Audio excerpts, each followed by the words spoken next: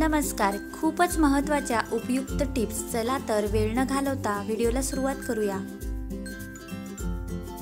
Tip number 1. Coffee powder तव्यावर भाजून धूर केल्याने घरात मच्छर आणि माशा येत नाहीत. Tip number 2. जर तुमचे केस मोठ्या प्रमाणात गळत असतील तर रोज बडीशेप खावी. यामुळे केस गळती लवकर थांबते. Tip number 3. हातावर पिवळेपणा दिसल्यास शरीरात लोहाची कमतरता असू शकते.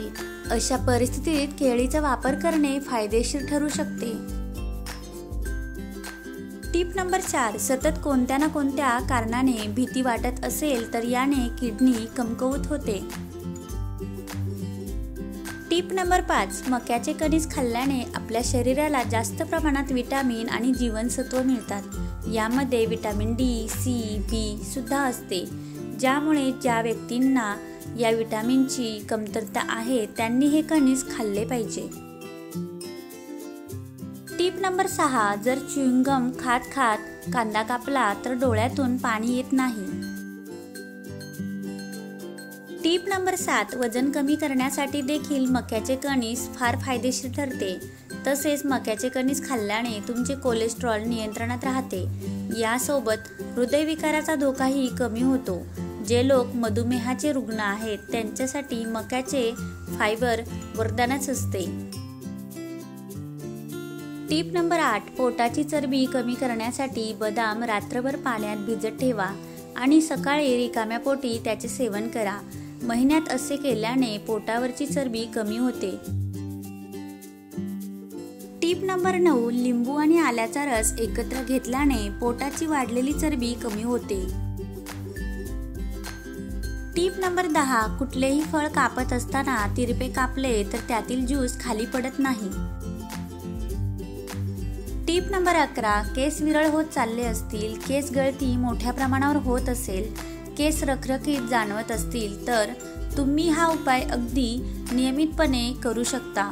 4 चमचे कोमट केलेल्या खोबरेल तेलामध्ये 1 ग्राम भीमसेन कापून बारीक पावडर बनवून व्यवस्थित मिक्स करून 5 मिनिटे ठेवा. या तेलाने केस धुण्यापूर्वी केसांच्या मुळाशी मालिश करा. 30 मिनिटांनंतर केस धुवून टाका.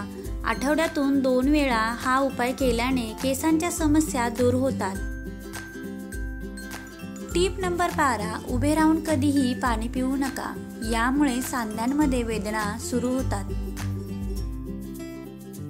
Tip number 13. घसादुखीसाठी आल्याचा किस करावा किंवा लहान तुकडे करून त्यावर मीठ लावून हे तुकडे खावे.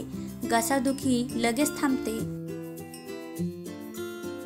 Tip number 14. रात्री जेवल्यानंतर अर्धा तास किंवा झोपण्याच्या 1 किंवा 2 तास आधी पाणी प्यायल्यास शरीराची पचनक्रिया सुधारते आणि सकाळी ताजेतवाने होत असताना शरीरातून विषारी घटक बाहेर पडतात. रात्री झोपण्यापूर्वी पाणी पिऊ नये, तर झोपण्याच्या 1.5 ते 2 तास आधी पाणी प्यायल्याने शरीराला फायदा होतो. Tip number 15. हिरव्या पालेभाज्या लोखंडी कढईत शिजवून खाव्यात. याच्यात लोहाचे प्रमाण जास्त असते. Tip number 16. जेवणापूर्वी जिऱ्याचे पाणी प्यायल्याने पचनक्रिया सुधारण्यास आणि पोट फुगणे टाळण्यास मदत होते. Tip number 17. शिळी चपाती खाल्ल्याने शरीराला प्रोटीन्स आणि जास्त एनर्जी मिळते. Tip number 18. घरगुती वजन कमी करणारे पेय बनवण्यासाठी हळद, दालचिनी आणि आले यांसारखे घटक निवडा, जे चरबी बर्न वाढवू शकते. हे फक्त पाण्यात उकळवा किंवा भिजवा आणि हर्बल चहासारखे प्या. यात चवीनुसार मध घाला. Tip number 19. सतत चिंता केल्याने याचे आपल्या पोटावर वाईट परिणाम होतात. Tip number 20. बरेच लोक चेहऱ्यावर बॉडी लोशन वापरतात, परंतु बॉडी लोशनचा पोत जाड असतो. त्यामुळे मुरूम, पुटकुळ्या येऊ शकतात. Tip number 21. रोजच्या आहारात 2 अंडी खाल्ल्याने स्मरणशक्ती तीक्ष्ण होते. Tip number 22. शेंगदाण्यामध्ये कॅल्शियम आणि विटामिन डी मोठ्या प्रमाणात असते. याने हाडे मजबूत होतात. टिप नंबर 23, चेहऱ्यावर ग्रीन टी किंवा कडुलिंबाचा वापर करू नका, त्याच्यामुळे त्वचा कोरडी होते. टिप नंबर 24, चेहऱ्यावर फक्त लिंबाचा रस लावू नये, कारण लिंबाचा pH लेवल खूप जास्त असतो. टिप नंबर 25, आठवड्याभरात बॉडी स्लिम करायची असेल तर जेवणाच्या पद्धती बदला. जेवताना घास छोटा घ्या व हळूहळू चावून खा. जेवताना पाणी बिलकुल पिऊ नका. जेवणानंतर किमान 45 मिनिटांनी पाणी प्यावे. टिप नंबर 26, पोटातील सर्व घाण साफ होऊन चेहऱ्यावर नैसर्गिक चमक येण्यासाठी आठवड्यातून एकदा तरी कडुलिंबाचा रस जरूर प्या. टिप नंबर 27, पायाला सारखे गोळे चढत असतील, रात्री अपरात्री अगदी केव्हाही पायाला अचानकपणे गोळे येत असतील तर त्यावेळी असह्य अशा वेदना होत असतात. वारंवार पायाला गोळे येत असल्यास हा उपाय नक्की करून बघा. यासाठी साधारण अर्धा चमचा सुंठ पावडरमध्ये 2 चमचे बारीक केलेला गूळ चांगला मिसळून याच्या चिंचे एवढ्या छोट्या छोट्या गोळ्या बनवा आणि सलग 3 दिवस सकाळ संध्याकाळ जेवणाआधी 1 गोळी खा. तसेच पायाला गोळा आल्यावर त्या जागी कोमट तेलाने हलकी मालिश करा. रोज सकाळी कोवळे ऊन घ्या. टिप नंबर 28, कोल्ड ड्रिंक्स आणि कोल्ड कॉफी जास्त प्रमाणात प्यायल्याने किडनी लवकर खराब होते. टिप नंबर 29, 40 नंतर सुद्धा जर आपले सांधे आणि पाय चांगले मजबूत ठेवायचे असतील तर रोजच्या आहारात 1 ग्लास दूध अवश्य प्या, ज्यामुळे हाडांचे कॅल्शियम टिकून राहते.